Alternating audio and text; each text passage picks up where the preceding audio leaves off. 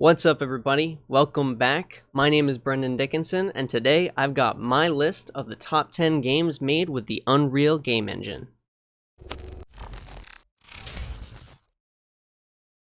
To start us off, you knew it had to be on this list. We've got Fortnite. Fortnite is an online video game developed by Epic Games and released in 2017. There are several different game modes in Fortnite, however, we're going to be focusing more on the Battle Royale mode.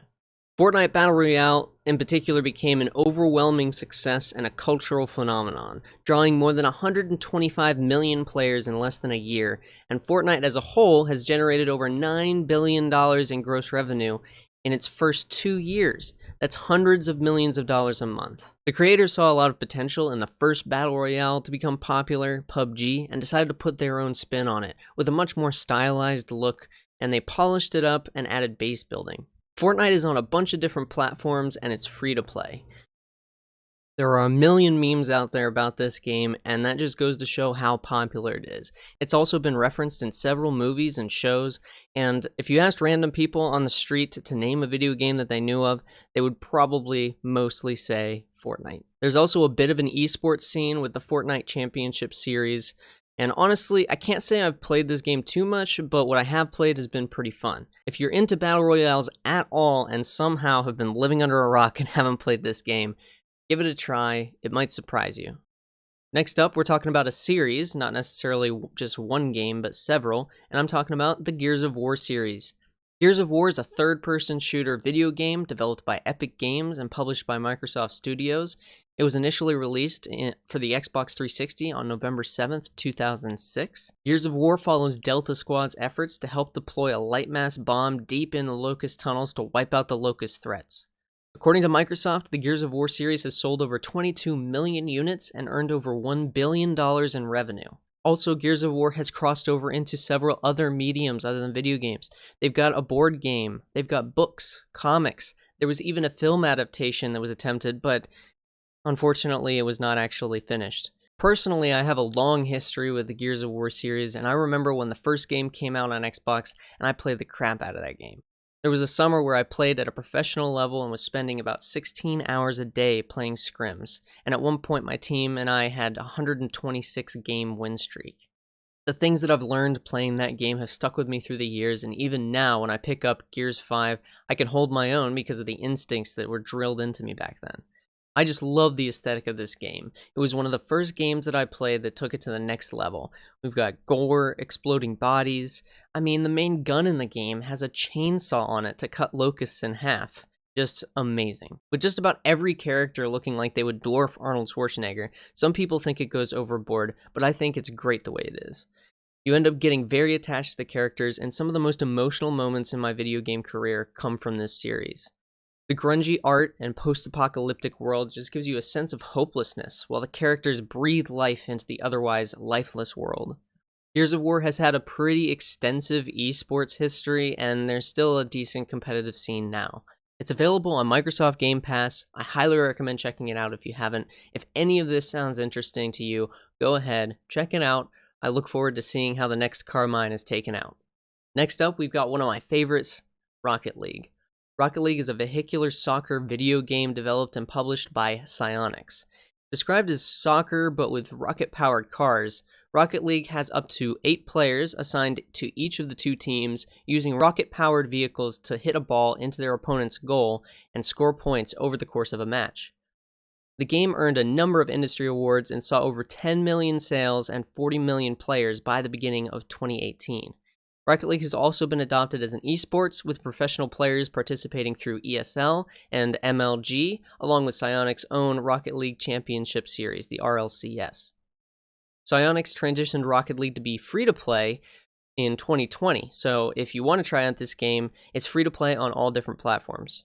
And while I know this list isn't in any particular order, but if it was, this would be my number 1. This is my most played Steam game of all time, and really it overshadows everything else. Let me just say, I have little to no interest in racing games or car-centric games, with the exception of this one. Rocket League is probably the closest thing that I've played to a perfectly designed video game, period. I remember the very first time I played this and I had no idea what I was doing, but it was still some of the most fun I ever had playing video games, and just bashing your car into others and this comically large ball trying to push it towards the enemy net. I was, just like everybody when they first played, extremely bad, but that didn't stop me from having a great time with my friends. And that leads me into one of the main reasons I think this is such a well-designed game, and that is the idea that a well-designed game should be fun for anyone to pick up and play, but it should also be deep enough to master over a long period of time, which Rocket League does better than just about any other game that I've played. Yes, you can just drive your car around and hit the ball towards the enemy's goal, but when you get into the strategy of the game, you start learning about rotations, aerials, and dozens of other little things to help make you just a little bit better at the game, and when combined, take incredible skill, practice, and concentration. When you finally hit that first aerial goal, there's an immense amount of joy and pride you feel for having accomplished something that's not only really hard to do, but looks really damn cool in the replay as well. Rocket League is one of those games I continue to come back to week after week, month after month, and I don't see myself ever really putting it down for good unless a sequel that's even better comes out to replace it. This is definitely a game that I can recommend to literally everyone and anyone. Next up, we've got Sea of Thieves. Sea of Thieves is a first-person action-adventure game developed by Rare and published by Microsoft Studios. In the game, players explore an open world via a pirate ship. When players are sailing on the ocean, they can sometimes face adverse weather conditions such as thunderstorms or encounter shipwrecks, messages in bottles, skeleton ships, ghost fleets, or a couple monsters that I won't spoil for you guys. In January of 2020, Rare declared the game as the most successful IP Microsoft has released in this generation, with it amassing more than 10 million players. In addition to good sales, Sea of Thieves was also popular with viewers, with the title being ranked as one of the most watched titles on Twitch in 2019, following the Shrouded Spoils update. This might be one that people are going to disagree with me on, but I definitely have my reasons for adding it to the list. When this first came out, there weren't a lot of games where you could play as a pirate and sail against other players online, shooting cannonballs into their ships while repairing and bucketing water out of your own.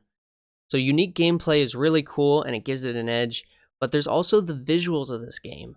This game has some of the best looking water of any game ever, period. When I first played this game, I remember being in awe of how good the water looked. And that also means that it triggered my thalassophobia quite a bit. I actually had to step away from this game a couple times because it was too much for me to continue. My anxiety was through the roof. And the final time I stepped away was when I was sailing around by myself and the water started to turn black, and then I was attacked by one of the monsters in the game. After getting tossed into the pitch black water and not knowing which way is up, I was done. But that just goes to show how well the game is done. It can replicate that feeling in me so well. There's also an online multiplayer lobby where you can face off directly against other players, which is pretty fun. And while the gameplay might get repetitive pretty quickly, the fact that this game was one of the first of its kind, done so well, and the visuals are so stunning, gives it a place on this list. Next up, we've got Valorant. Valorant is a free-to-play, first-person hero shooter developed and published by Riot Games for Microsoft Windows. Players play as one of a set of agents, characters designed based on several countries and cultures around the world. In the main game mode, players are assigned to either the attacking or defending team, with each team having 5 players on it. Agents have unique abilities, each requiring charges, as well as a unique ultimate ability that requires charging through kills, deaths, orbs, or objectives. Valorant has been compared to Valve's Counter-Strike Global Offensive, with both games having 2 teams of 5 attempting to plant a bomb, and Blizzard's Overwatch, as both games have multiple classes and characters catering to various playstyles. Valorant, like many other competitive shooters, has become active within esports. Riot Games decided to create the first tournament called First Strike to establish a foundation for an esports scene to be created with the game. In November of 2020, Riot Games announced the tournament series called Valorant Champions Tour, VCT, which is a year-long competition. I was involved in the beta for this game, and I've been playing it on a regular basis since it came out, and to be honest, I had no idea this game was made with Unreal until I was doing research for this video. The character abilities really add another level of strategy that allows teams to pull off really cool stunts. I personally main Brimstone and Reyna, depending on if I feel like throwing down a bunch of smokes to assist my team, or just running in guns blazing. With new characters being added frequently and new maps coming out almost just as quickly, the game does feel a bit different every time an update comes out, keeping it fresh. There are several different game modes. If you don't have much time, it's easy to just jump into a quick game of deathmatch or spike rush, but if you do, then you could join an unrated or competitive game for a much longer and momentum-driven game. These longer games are where the real magic happens, in my opinion. You might have several rounds that end in a nail-biter and come down to the last second or that last shot. You'll also have those rare rounds where a teammate does the impossible and aces the whole team for a clutch round win, and those things definitely add up. When things line up and your team is on point, everyone's communicating, covering angles, that's when things are most fun. When things look bleak, you can adapt to the enemy and catch them off guard, which feels incredible when you pull it off. And while this game will probably be very hard for those that aren't used to FPS or reflex-based shooters, for those that enjoy that type of thing, this is definitely a game to check out. Next, we have another series of games, the Borderlands series. Borderlands is a first-person looter-shooter video game set in a space western science fantasy setting, created by Gearbox Software and published by 2K Games for multiple platforms. The series consists of 4 games, each with multiple downloadable content packs: Borderlands, Borderlands 2, Borderlands the Pre-Sequel, and Borderlands 3. The series has received critical acclaim and commercial success for its loot-driven multiplayer co-op gameplay and its sense of humor. As of August 2019, more than 45 million copies of Borderlands has been shipped, with 22 million from Borderlands 2. An additional 5 million copies of Borderlands 3 were sold within 5 days of release, bringing the total series net revenue to over $1 billion, which makes it one of the best-selling video game franchises of all time. This series also has spread over into other mediums, just like the Gears of War series. They have comics, books, a board game called Tiny Tina's Tea Party, and a film that's in development by Lionsgate. This series is just full of style and craziness. It was one of the first times I saw the hand-drawn comic book cel-shaded style in 3D, and that's a big reason that I bought the first game. Little did I know what I was in for. This 4-player co-op game just oozes character. You never know what might just be around the corner. If you like collecting different types of guns, this is the game for you. They pride themselves on the fact that they have hundreds and even thousands of different types of guns that you can come across in the wasteland. This first-person shooter just hits a bit different than others, with some of the most insane characters and enemies I've ever encountered in video games. I mean, their mascot is a robot that dances. Claptrap has been making me laugh for years now. This is one of those games that just makes you feel like a badass while playing. You can use character-specific abilities in order to give yourself an advantage during firefights. If you like crazy stylized violence in the form of first-person shooters, this is definitely a game for you to check out. So I really wanted to add a VR game to this list, and it was really hard for me to decide, but I ended up on Robo Recall. So Robo Recall is a virtual reality first-person shooter game developed and published by Epic Games for Oculus Rift and Oculus Quest platforms. Players control Agent 34, an employee of RoboReady, a leading manufacturer of service robots. As a recaller, it is the player's job to remove defective robots from circulation. After a virus causes RoboReady's products to rebel against their human masters, the recaller must disable all defective models and find the cause of the virus. The player can access 4 different weapons: a pistol, a revolver, a shotgun, and a plasma rifle, holstered on the hip or the back. Players move around by teleporting, which is controlled by the thumbstick, and although principally a shooter, the game allows players to physically grab enemies, dismantle them, throw them, and in some cases, use their weaponry against other enemies. Enemy projectiles, like bullets and missiles, can also be caught and thrown back at the enemies.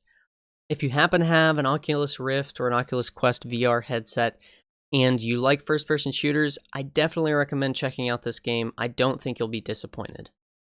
Next up, Dragon Ball FighterZ, and you knew there had to be a fighting game on this list. Dragon Ball FighterZ is a 2.5D fighting game developed by Arc System Works and published by Bandai Namco Entertainment. Based on the Dragon Ball franchise, it was released for the PS4, Xbox One, Microsoft Windows, and Nintendo Switch in 2018. Dragon Ball FighterZ involves the player picking a team of 3 playable characters and a unique assist for each, then fighting an AI or human opponent with their own team of 3 characters.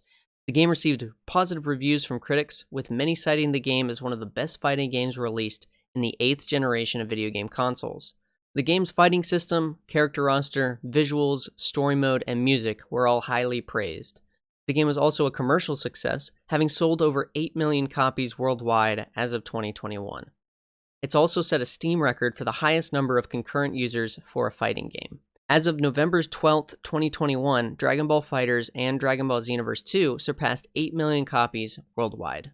While there were a lot of great options to choose from when it comes to fighting games like Street Fighter V, Mortal Kombat, Injustice, and Soul Calibur 4, I think Dragon Ball FighterZ just ekes them out a little bit. It does a fantastic job of making you feel like you're an actual Super Saiyan, and it has a very nice style, fantastic visual effects, and really tight controls as a fighting game. This game takes combos and specials to the next level, not only punches, kicks, and other martial art moves, but also the trademark moves from the show. You also have the chance to play a huge roster of up to 24 different characters.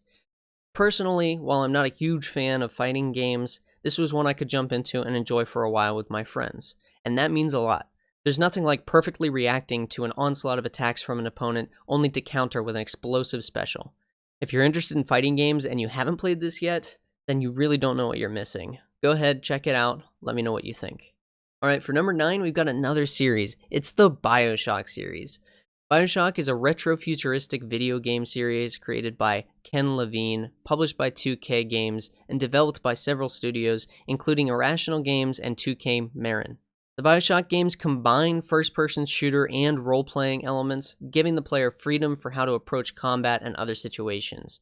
They're considered part of an immersive sim genre. Additionally, the series is notable for exploring philosophical and moral concepts with a strong in-game narrative influenced by concepts such as objectivism, total utilitarianism, and American exceptionalism. The series consists of 3 main games: Bioshock, Bioshock 2, and Bioshock Infinite. It is commonly listed by both audiences and critics as one of the greatest video game series of all time, and a demonstration of video game as an art form. For the longest time, I considered the first Bioshock game to be the greatest single-player campaign ever created. I remember the first time I figured out what was happening in Rapture and how it threw my world upside down. Now, many years later, I can still say that it's a series worth playing, with mystery and intrigue guiding you through several compelling narratives. You probably won't ever feel bored. This game is a great mixture of horror and action, with settings that were the first of their kind when the games were released. Bioshock really is a test in a lot of ways, between how you deal with the little sisters you find along the way, and how much you're willing to put your own body through during the process. These dystopian games really shed light on how something that should have been great can fail in a spectacular way. This is another one of those games that played on my thalassophobia during the first and second games, since they take place underwater. Bioshock will have you questioning a lot of the choices you make and the things that you took for granted while playing. For anyone that enjoys a great narrative and a single-player campaign, this series is a must. Last, but certainly not least on this list, XCOM 1 and 2. XCOM is a 2012 turn-based tactical video game developed by Firaxis Games and published by 2K Games. The game is a reimagined remake of the 1994 cult classic strategy game XCOM UFO Defense, and a reboot of Microprose's 1990s XCOM series. The player controls an elite multinational paramilitary organization called XCOM during an alien invasion of Earth. The player commands troops in the field in a series of turn-based tactical missions. Between missions, the player directs the research and development of technologies from recovered alien technology and captured prisoners, expands on XCOM's base of operations, manages finances, and monitors in response to alien activity. Multiple publications, including Giant Bomb, Kotaku, MTV, and Game Trailers, gave XCOM Enemy Unknown their overall Game of the Year award for 2012. I have to be honest, it's nice to have a break from all these FPS games that rely on my fast reflexes and aim in order to win. XCOM gives you a turn-based tactical strategy game that's quite challenging, and I've dumped so many hours into these games, I've even beaten the first one 3 times over. While playing, you put together a squad that begins just as some know-nothing recruits that can't hit the broadside of a barn, but it's these very squad members that make the game so great. Over time, while embarking on mission after mission, they'll be injured, have to recover, come out on the other side with a bunch more experience, which helps them climb the ladder and gain ranks. Through the ranks, they gain different abilities, and you have the opportunity to spec them however you'd like. That means you could have one be a sharpshooter who covers all your teammates from afar with deadly accuracy, or you could have somebody who runs and guns, charging headfirst into the enemy in order to blast them away with a shotgun. There are many different options, and you end up getting attached to these soldiers who are able to make it, with stories about their close calls and victories, as well as those that have fallen. There's not much worse than having a veteran soldier just barely not make it out after surviving 10 plus missions.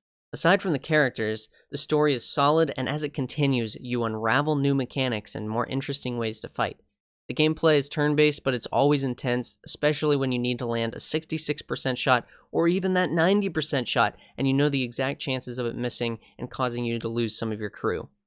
I would definitely recommend this game for anyone that wants a challenging strategic shooter. And with that, we're at the end of the list. I do have some honorable mentions that I'm going to play in just a second, but if you enjoyed this video, please leave a like. Go ahead and subscribe if you'd like to see more of this kind of content in the future, and I hope you enjoyed the video. Let me know what you thought in the comments, and I'll see you next time.